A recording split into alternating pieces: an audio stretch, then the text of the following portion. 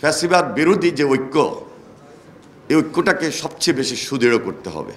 বুদ্ধিমানেরা ইতিহাসের সাথে সাথে হাঁটে, আর নির্বোধকে ইতিহাস ধাক্কা মেরে এগিয়ে নেয়। তার বক্তব্যে তা তুলে ধরেছেন। আমরা অনেকেই হয়তো এইভাবে চিন্তা করি নাই, তবে এখানে যারা আমরা উপস্থিত, যেটা আমাদের ভারপ্রাপ্ত চেয়ারম্যান জনাব তারেক রহমান বিবিসির ইন্টারভিউতে খুব তার বক্তব্যটা তুলে ধরেছেন। এই আন্দোলন সংগ্রামের মাস্টার মাইন্ড দেশের জনগণ, যেটা আমরা নির্দ্বিধায় রাজপথে থেকে আজকে এই বাস্তবতার সঙ্গে খুব বেশি বেশি উপলব্ধি করছি। এখানে শুধু বিএনপি নয় বা বিএনপির আমরা কিছু সংখ্যক নেতৃবৃন্দই নয় যে আমরা এই অত্যাচার নির্যাতনের শিকার হয়েছি। 17 বছর এই আন্দোলন সংগ্রাম করতে গিয়ে দেশের মানুষ,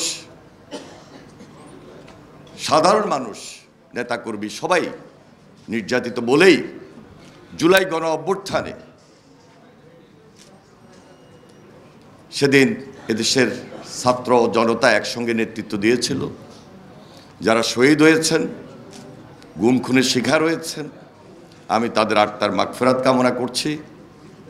আর এই ইতিহাসকে ধারণ করেই ভবিষ্যতে আমরা যেন তারেক রহমানের নেতৃত্বে, আপসের দেশনেত্রী বেগম খালেদা জিয়ার নেতৃত্বে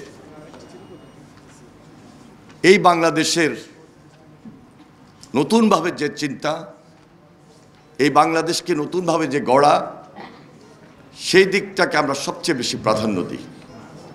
এবং তা করতে হলে বাংলাদেশে ফ্যাসিবাদ বিরোধী যে ঐক্য, এই ঐক্যটাকে সবচেয়ে বেশি সুদৃঢ় করতে হবে।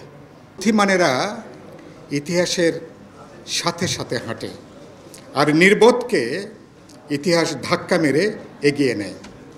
বিএনপি 17 বছর ধরে ইতিহাসের যে দায়, ইতিহাসের মুক্তির সাথে সাথে আপনারা হাঁটার চেষ্টা করেছেন। সেজন্য আমি বিএনপি নেতাকর্মীদেরকে উষ্ণ অভিবাদন এবং ধন্যবাদ জানাই।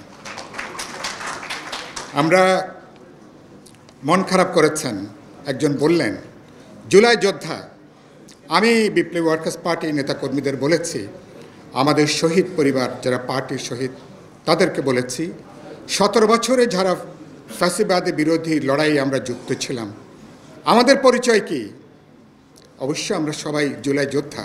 এর বাইরে আমরা ফ্যাসিস্ট বিরোধী যোদ্ধা, এই কথাটা জোরের সাথে আজকে থেকে সবাই নিশ্চয় আমরা উচ্চারণ করব।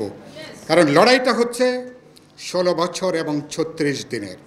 16 বছরের আমি প্রায় বলেছি, নিশ্চয় আপনারা অনেকেই শুনেছেন, বিএনপি এই উপমহাদেশের মধ্যে সবচেয়ে জুলুমের শিকার হয়েছে, নির্যাতনের শিকার হয়েছে। কোটি মানুষ বছরের পর বছর তারা বাসায় ঘুমাতে পারেননি, তারা কোর্টের বারান্দায় আর জেলখানায় তাদেরকে গড়াগড়ি করে তাদেরকে থাকতে হয়েছে। হত্যা, নির্যাতন, নিপীড়ন, গুম খুন, হাজার হাজার পরিবার। উপমহাদেশে এর দ্বিতীয় নজির পাওয়াটা খুব কঠিন। এই সময়কালে